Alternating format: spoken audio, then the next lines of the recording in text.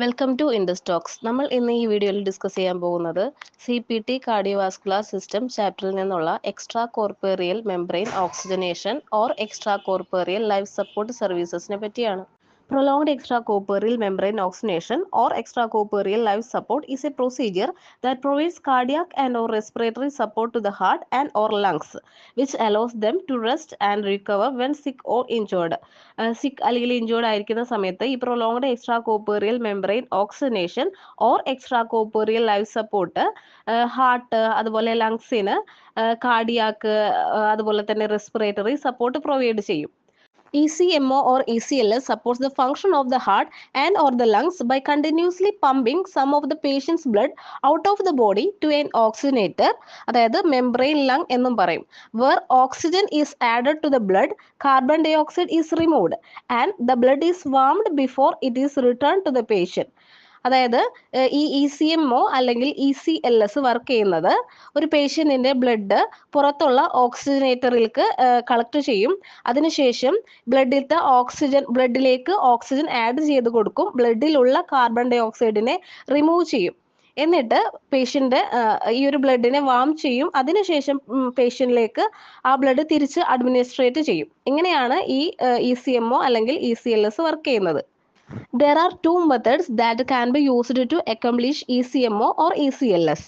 One method is veno-arterial extracorporeal life support, which will support both of the heart and lungs. ഈ വീനോ arterial ECMO അല്ലെങ്കിൽ ECLSൽ 2 cannulas ഉണ്ടാകും. Are placed one in a large vein and one in a large artery. ഇനി രണ്ടാമത്തെ method എന്ന് പറയുമ്പോൾ veno venous extra corporeal life support. അതിൽ തന്നെ അത് യൂസ് ചെയ്യുന്നത് ലങ് സപ്പോർട്ടിന് മാത്രമാണ്. And requires 1 or 2 cannulas which are placed in a vein. ഈ ഒരു ടേബിളിൽ ECMO ഓർ ECLS പ്രൊസീജിയേഴ്സിൻ്റെ CPT കോഡ്സ് കൊടുത്തിട്ടുണ്ട്. ഇതിൽ ഓരോ CPT കോഡ്സും പെർ ഡേക്കുള്ള കോഡാണ്. ഇതിൽ ആദ്യം തന്നെ ഇനീഷ്യേഷൻ, അതായത് ഫസ്റ്റ് ഡേയുടെ കോഡ്, അതിൽ മാനേജ്മെൻറ്റിൻ്റെ വീനോ വീനസിൻ്റെയും വീനോ ആർട്ടീരിയലിൻ്റെയും കോഡ്സ് കൊടുത്തിട്ടുണ്ട്. പിന്നെ കാനുല ഇൻസേർഷൻ്റെ പെർക്യൂട്ടേനിയസ്, ഓപ്പൺ, സ്റ്റേണോട്ടോമി, ഓർത്തോറാക്കോട്ടോമി കോഡ്സ് അതും ഏജിൻ്റെ ബേസിസിൽ കൊടുത്തിട്ടുണ്ട്.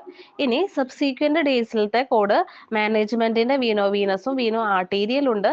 അതിൽ തന്നെ കാനുല റീപൊസിഷനിങ് പ്രൊസീജിയേഴ്സ് ആണ് കൊടുത്തിട്ടുള്ളത്. അത് പെർക്യൂട്ടേനിയസ്, ഓപ്പൺ, സ്റ്റേണോട്ടോമി, ഓർത്തോറോക്കോട്ടോമി ആയിട്ട് ഏജ് ബേസിസിൽ കൊടുത്തിട്ടുണ്ട്. ഇനി നെക്സ്റ്റ് ഡീകാനുലേഷൻ്റെ കോഡ്സ് ആണ് കൊടുത്തിട്ടുള്ളത്. അതിൽ ഡീകാനുലേഷൻ, അതായത് removal procedures percutaneous, open, sternotomy, or thoracotomy age ബേസിസിൽ കൊടുത്തിട്ടുണ്ട്. അതിൽ തന്നെ veno venous and or veno ആർട്ടീരിയലും ഉണ്ട്. ഇനി നെക്സ്റ്റ് അഡീഷണൽ പ്രൊസീജിയേഴ്സ് ആണ്. അഡീഷണൽ പ്രൊസീജിയർ എന്ന് പറയുമ്പോൾ അതർ കാനുല പ്രൊസീജിയേഴ്സ്, അത് ആർട്ടീരിയൽ എക്സ്പോഷറിൻ്റെ ആഡ് ഓൺ കോഡ് കൊടുത്തിട്ടുണ്ട്. പിന്നെ ഇൻസേർഷൻ ലെഫ്റ്റ് ഹാർട്ട് വെൻഡ്, പിന്നെ റിമൂവൽ ലെഫ്റ്റ് ഹാർട്ട് വെൻഡ്, അതിൻ്റെയും കോഡ്സ് കൊടുത്തിട്ടുണ്ട്.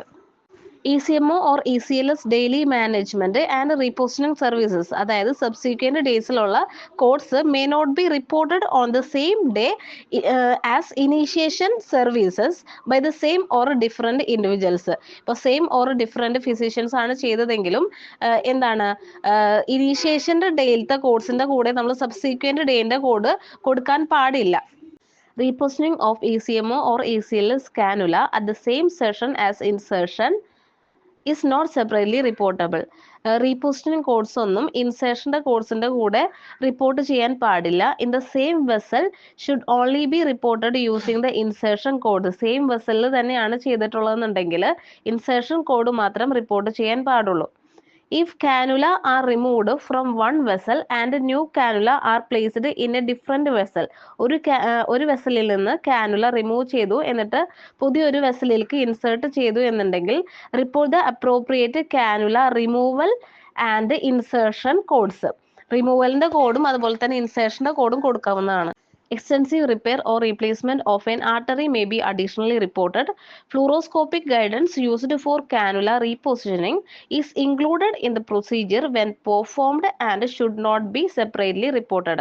അതായത് ഈ ECMO or ECLSൻ്റെ കൂടെ ആർട്ടറിയുടെ ഒക്കെ എക്സ്റ്റെൻസീവ് റിപ്പയർ ചെയ്തിട്ടുണ്ട്, എക്സ്റ്റെൻസീവ് റിപ്പയർ അല്ലെങ്കിൽ റീപ്ലേസ്മെൻറ്റ് ചെയ്തിട്ടുണ്ട് എന്നുണ്ടെങ്കിൽ അത് സെപ്പറേറ്റ്ലി റിപ്പോർട്ട് ചെയ്യാവുന്നതാണ്. പക്ഷേ ഫ്ലൂറോസ്കോപ്പിക് ഗൈഡൻസ് കാനുല റീപൊസിഷൻ ചെയ്യാൻ വേണ്ടിയിട്ട് യൂസ് ചെയ്തു എന്ന് എന്നുണ്ടെങ്കിൽ നമ്മളത് സെപ്പറേറ്റ്ലി റിപ്പോർട്ട് ചെയ്യേണ്ട കാര്യമില്ല, കാരണം അത് ഓൾറെഡി ആ പ്രൊസീജിയറിൽ ഇൻക്ലൂഡഡ് ആണ്. ഇനി daily management codes 999348 and 99949 should not be reported on the same day as initiation of ECMO, അതായത് 33946 or 33947. Thank you for watching. Don't forget to like, share and subscribe for more amazing content.